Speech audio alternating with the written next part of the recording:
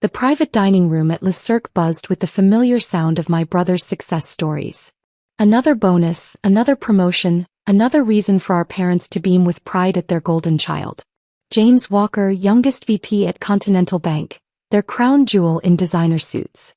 I sat quietly at the corner of the table, picking at my salad while James held court. "The merger's practically done," he announced, swirling his $1,000 wine. "Once we acquire that tech startup, Continental's digital banking division will be unstoppable." Our father nodded approvingly. "Always thinking ahead, son. That's why you're where you are." I suppressed a smile thinking about the email I'd received that morning. The one marked strictly confidential from my actual office. Not the small fintech consulting firm my family thought I ran. "What about you, Sophia?" Mom asked, her tone carrying that familiar mix of concern and disappointment. "Any progress with your, what do you call it? Digital payment solutions," I supplied. "And yes, we're growing." James snorted into his wine. "Growing? Last I checked, you were working out of a WeWork space. Not exactly Wall Street." That WeWork space was actually a mail drop. My real office occupied the top 3 floors of a building in the financial district, but they didn't need to know that. Not yet. Not everyone measures success by their office address, James. He laughed, that sharp dismissive sound I'd grown up hearing. "Keep dreaming, sis. But while you're playing with your little startup, some of us are making real moves in the industry." If he only knew about the moves I was making. About the meetings I'd been having with his bank's board of directors. About the papers sitting in my hotel safe that would redefine both our futures. "Speaking of moves," our father interjected, "James tells me Continental might have some entry-level positions in their tech department. If you're interested, Sophia." "I'm good, Dad." I took a sip of water. "But thanks. You can't keep chasing these startup fantasies forever," James said. "At some point you need to join the real world." The real world. As if he had any idea what I'd built while he was climbing Continental's corporate ladder. As if he knew that his precious bank's digital transformation depended entirely on my approval. Because tomorrow morning when the markets opened, everyone would learn that Shadow Financial, the fintech giant that had been silently acquiring regional banks for the past 3 years, was actually my company. And our latest acquisition? Continental Bank. James had been so busy bragging about his merger that he hadn't even noticed who was buying his bank. "I saw your company's website," he continued, scrolling through his phone. "Cute logo, but let's be honest, you're barely more than a payment processing app." Mom touched my arm. "There's no shame in admitting you need help, dear. James could put in a good word." "I appreciate the offer," I said carefully, "but I'm exactly where I need to be." "Where you need to be?" James scoffed. "You're 32 working in some shared office space, probably making what? 6 figures if you're lucky? While I'm about to close the biggest deal in Continental's history." I checked my watch, 15 hours until the announcement. 15 hours until my brother learned that his biggest deal was actually his company being acquired by his little sister. "More wine." The waiter appeared at James's elbow. "Of course. Put it all on my card. Got to celebrate success while little sis here figures out her life." I watched him hand over his Continental Bank executive card with flourish. The same bank that, as of 9:30 tomorrow morning, would be a subsidiary of my company. The waiter returned moments later, his expression carefully neutral. "I apologize, sir, but your card appears to be declined." "That's impossible," James snapped. "Run it again." "System shows a hold due to institutional changes," the waiter explained. "Perhaps another card?" James's face reddened. "Institutional changes? I'm a VP at Continental. There are no changes I don't know about." I caught the waiter's eye and handed him my card. Matte black, unmarked except for a small shadow logo. His eyes widened slightly in recognition.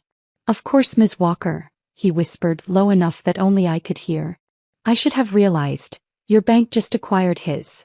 The irony wasn't lost on me. In less than a day, every card in James's wallet would technically be issued by my company. "Don't worry about it, James," I said softly. "Dinner's on me." The next morning I sat in my real office. A corner suite on the 52nd floor with views stretching from Manhattan to Brooklyn. The wall of screens before me displayed various financial news channels, all counting down to the market opening. My phone had been buzzing since dawn. First, a text from James. Something weird happening at Continental. Emergency board meeting called. Might be about the merger. Then from Dad, your brother's going to make headlines today. That's what happens when you work hard the right way. I smiled, adjusting my Armani blazer as my executive team filed into the office. Unlike the simple clothes I wore to family dinners, today's outfit was pure power. No more hiding. Everything's in place, my CEO Diana reported. Press embargo lifts in 20 minutes. CNBC is standing by for your interview. And Continental's board? Signed the final papers an hour ago. Their executives haven't been notified yet. I nodded, thinking of James probably sitting in his office, completely unaware that his morning meeting would change everything. Ms. Walker, my assistant called through the intercom. Your brother's trying to reach you. Says it's urgent. Not now, I replied. We have more important things to handle. At exactly 9:15 a.m., the first alert flashed across Bloomberg. Breaking. Shadow Financial to acquire Continental Bank in $8.2 billion deal. My phone exploded immediately. James, holy shit. Shadow bought us? Meeting starting now. Dad, are you seeing this? Your brother's bank is being acquired. Mom, call us. James isn't answering. I turned my attention to the largest screen, where CNBC's morning anchor was speaking. In a stunning move, Shadow Financial has announced its acquisition of Continental Bank, marking its largest purchase to date. But the bigger story might be Shadow's CEO, who's finally stepping into the public eye. The doors burst open. Diana rushed in. They're ready for your live interview. I stood, straightening my jacket as the camera crew made final adjustments. The red light blinked on. Joining us now exclusively is Sophia Walker, CEO of Shadow Financial and, as we've just learned, one of the youngest billionaires in finance. Ms. Walker, quite an entrance you've made. I smiled directly into the camera, knowing exactly who would be watching. Sometimes the biggest moves happen in complete silence, I replied. Shadow Financial has spent 3 years revolutionizing digital banking. Continental is just our latest step. Sources say Continental's executives were unaware of who was really buying their bank. Was that intentional? We believe in letting our technology and results speak first. Names and titles tend to create preconceptions. My phone kept vibrating. James was calling repeatedly now.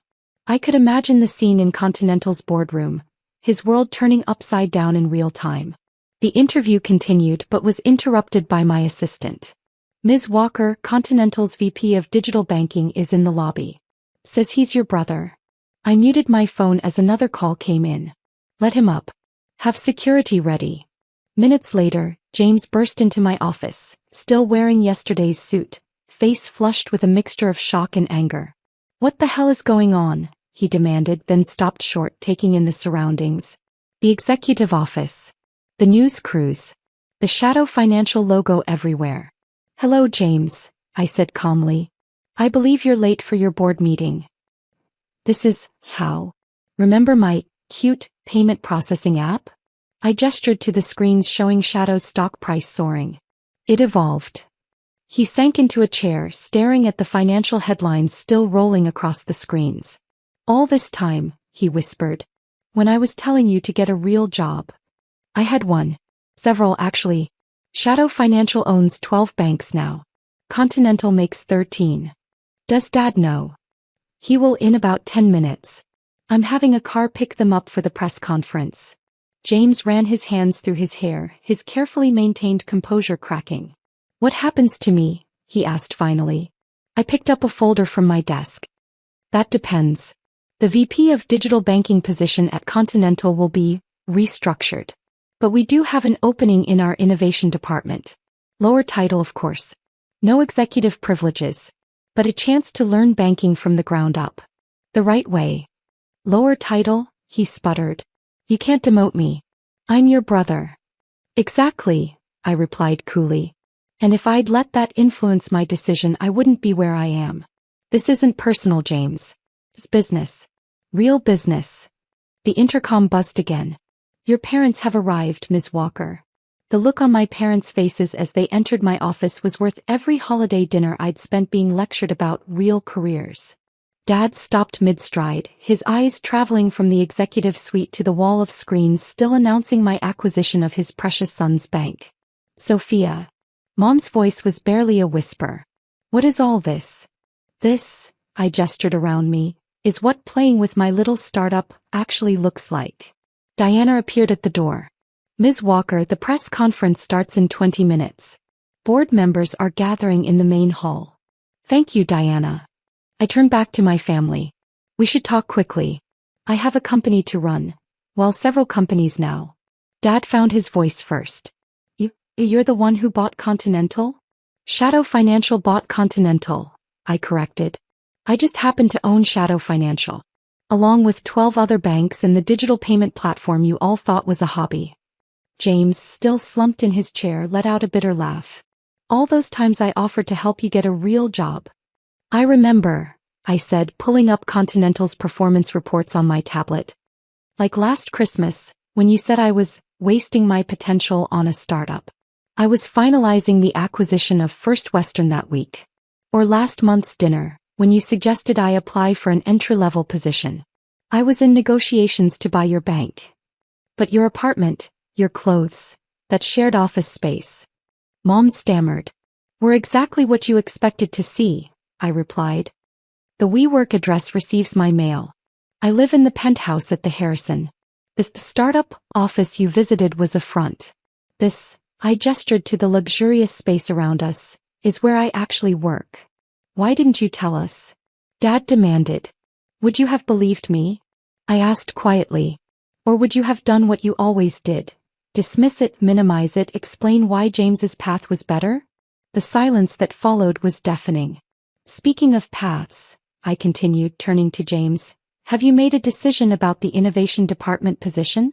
You're really going to demote your own brother? Dad interjected. No, I said firmly. I'm offering a position to a banker whose digital division has underperformed for 6 consecutive quarters. The fact that he's my brother is irrelevant. Irrelevant. Mom gasped. We're family. Family, I echoed, standing to walk to the windows. Like when James told everyone at Thanksgiving that my company was cute?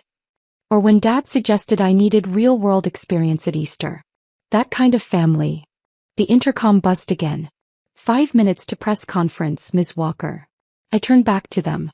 I have to go announce this acquisition to the world. You're welcome to attend. There are reserved seats in the front row. But understand this, from now on things will be different. Different how? James asked, finally looking up. No more condescension.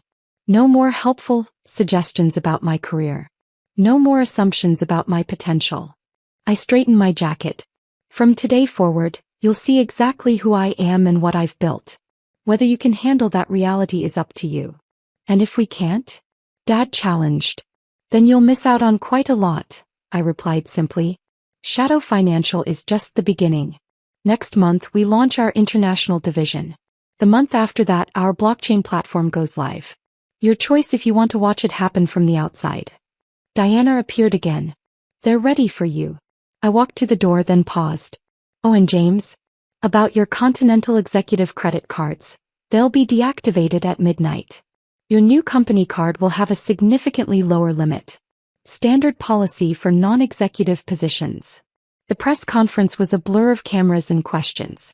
I announced the acquisition, outlined Shadow's vision for digital banking, and watched our stock price climb higher with each word. From the front row, my family sat in stunned silence as I detailed the empire I'd built while they were busy doubting me. That evening, as I sat in my penthouse reviewing the day's coverage, my phone lit up with a text from James. I'll take the innovation department job. And, I'm sorry. For everything. Then from Dad, we were wrong. So wrong. Can we have dinner this week? Anywhere you choose. I smiled, thinking of all the family dinners where they'd lectured me about success. Now they wanted to dine with the real me, the CEO, the acquirer, the billionaire they'd never seen coming. My response was simple. Sunday. My place. I'll send a car. And James, bring your new company card. Dinner's on you this time. Because sometimes the best revenge isn't proving people wrong. It's proving yourself right. And letting them pay for the privilege of watching.